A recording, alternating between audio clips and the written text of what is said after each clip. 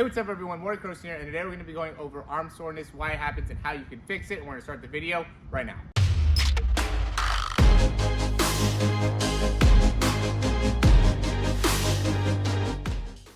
Okay, so I think this is going to be a really important topic just because I know a lot of you guys are going through training camp right now. You're throwing a lot of balls and you're consistently having to throw a lot of different types of passes and putting a lot of stress within the shoulder. And so a lot of you might end up feeling some soreness within the arm, within the shoulder. And so I just want to address a couple of things that may end up causing that soreness and how you can fix it. So first thing we're going to go into is going to be your routine and your warm-up. So this is going to be a really important part of this. You have to make sure that you're doing something to be able to improve your wrist range of motion, the range of motion within the elbows, the shoulders, getting external rotation, internal rotation, and you do want to be able to stretch before and after. If you need a good warm-up routine, go ahead and click that video up above and it'll take you to a really good warm-up routine you can do before throwing. And then the next thing is going to be going into the shoulder. So just make sure you do something before you throw to be able to warm up and get everything nice and loose. And then most importantly almost is actually do something when you're cooling down to be able to make sure to cool off the shoulder after it throws and keep all those muscles nice and long. When you're done throwing, a lot of times what ends up happening is all those muscles end up tightening up a lot,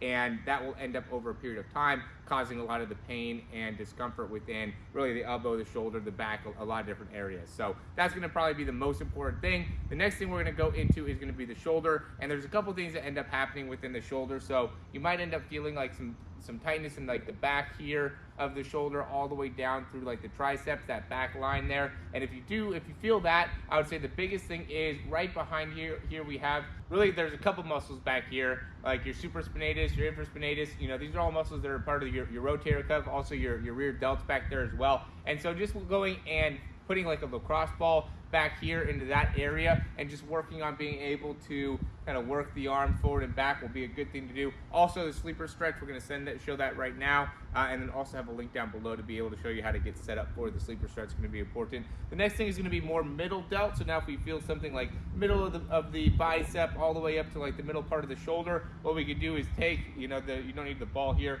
but you're going to just bring that arm back behind. I'm going to pull all the way back here, and I'm just going to go off to the side and just be able to kind of stretch out that side part of the shoulder. Also just taking a baseball, lacrosse ball, something into that middle area is also a good way to be able to improve that. The next thing is going to be the front part of the shoulder, and the big reason why people end up having some tightness or problems with the front part of the shoulder a lot of times has to do with when you're finishing, not being able to get that good internal rotation. So doing exercises to make sure to both open up the shoulder, get plenty of external rotation, but then almost more importantly, make sure that you get plenty of internal rotation as you finish. So being able to really turn that pinky all the way over. And there's a few different exercises that we do to be able to do that, and we'll go ahead and put those above right now. The next thing is going to be the elbow. If you're feeling tightness within the back of the elbow, typically what's happening is you're not getting good extension as you're finishing the throw. And again, that'll also go into that same type of tightness that ends up going back behind the shoulder here.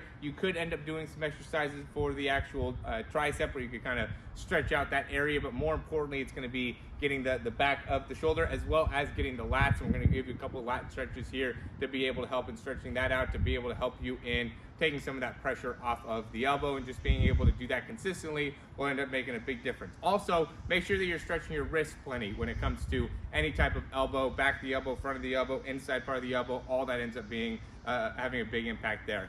And then when we go to the bicep, what ends up being a big thing with the bicep is also not getting good extension when we're finishing the throw, but then also, again, going into that front part of your arm and not having good range of motion there, not being able to fully extend within the elbow will really make a big difference on how well you're going to be able to really flex, and that'll end up making it so you end up having tightness within that bicep over a period of time.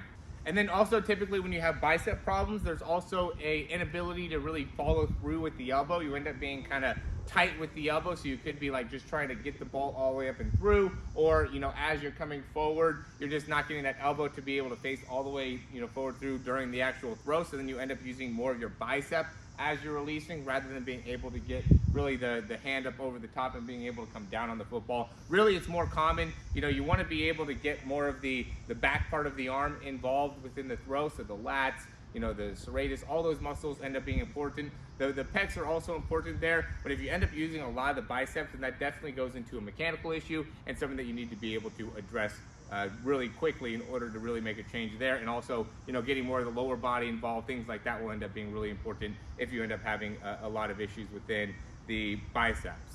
Now for the inside part of the elbow, and there's a few different things you could do for the inside part of the elbow if you're having tightness there, and those were already given to you earlier on in the video, but there ends up being a lot of different mechanical issues that end up impacting the inside part of the elbow, not using the lower body enough, not being able to create hip and shoulder disassociation. There's a few different things that end up impacting the elbow, and really the best thing for that is going to be actually heating the elbow, right? Don't ice that area, try to heat it before and after you throw it, just to be able to promote a little bit better blood circulation, and that should help into that area. I've never really had much inside elbow pain, but I do know that that ends up being a lot of just overusing the arm and not properly warming up and cooling off the area ends up having a big impact there. And then, obviously with the mechanics and being able to straighten that out. So just being able to have a little bit better understanding of how your body's working and, what is being overutilized ends up being a big thing that will help you in kind of reducing the amount of stress and tightness and stiffness that you'll be feeling within really the shoulder and the elbow. You could end up feeling some tightness in like the back of the shoulder blade, back in here. That will again go into that internal rotation of the arm, and then also just being able to have good overall mobility within the spine, making sure that you do some type of spine warm-up. We'll have that in the warm-up that we gave to you before. So you need to be able to have some type of spine warm-up, and then also that usually comes from actually lengthening too much.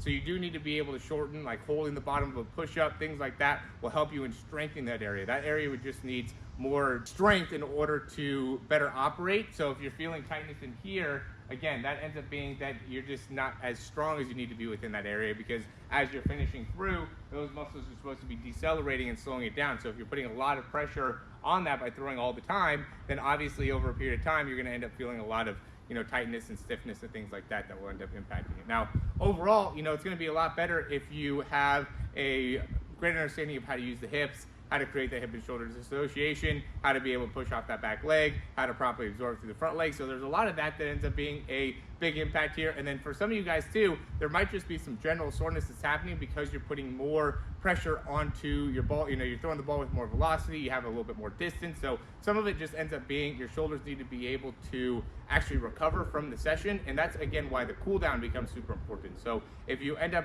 actually improving your strength through it, right? So your shoulders might be getting stronger and they just feel sore, just like your legs would feel sore after doing squats, or your biceps after doing bicep curls, whatever. It's the same type of concept here, where you might just have general soreness because you are adapting to the amount of throws that you're doing. And again, that ends up going a lot into what is your diet like, what is your hydration like, how much are you sleeping every night, what's your routine after you actually practice. So those things end up being really important as well in order to make sure that you're able to stay healthy with the arm and with the shoulder. So make sure you consider that when you're watching this video, that this could also be just a hydration or food issue, or just even a rest or recovery issue that could be impacting your ability to come back. So if you're only getting 5 or 6 hours of sleep, that's not enough, especially if you're a youth athlete that is growing a lot and putting a lot of effort into their practices every day. You're really not going to be able to fully recover as much as you need to in that amount of time of rest. And so you want to be able to take that into consideration and make sure that you're getting plenty of rest, and make sure that you're also, again, have a routine that you do after practice that really makes it so you can relax that shoulder. And really, heat is going to be better than ice overall in general in terms of how you can cool it down. Don't put ice on it after you throw, put heat on it if anything. All right, as always, guys, thanks for watching here. If you like the information, click that thumbs up down below. Subscribe to the channel if you haven't already. And if you have any questions, comments, recommendations, you can leave those down below. And then check out that throw breakdown. I always recommend doing the throw breakdown, just because I think right now it's the easiest thing to be able to do and to implement it within your throwing mechanics. You got 4 weeks until the season, and we have 4 weeks within the throw breakdown. You send in videos to me, I'll send you back how you can actually improve there and improve quickly within those mechanics. So if you're really battling for a starting position, or want to be able to make some quick improvements here as we're going through training camp, be able to send me some videos over. I'll be able to address it, look at it, see what you're doing within the lower body, within your hips, be able to give you some drills, some exercises. We're not going to be pushing hard on doing a lot of training the upper body or anything like that, but we are going to be putting a big focus on fixing the mechanics and making it so you have a great understanding of how to make it smoother, how to get the ball out of your hands more quickly, how to be able to improve your accuracy and your release time. All those things are going to be super beneficial when it comes to really taking your game to the next level and making sure that you're able to get a starting job. So go ahead and check out the link down below in order to find out more about that throw breakdown. And as always, thanks for watching. We'll talk to you soon.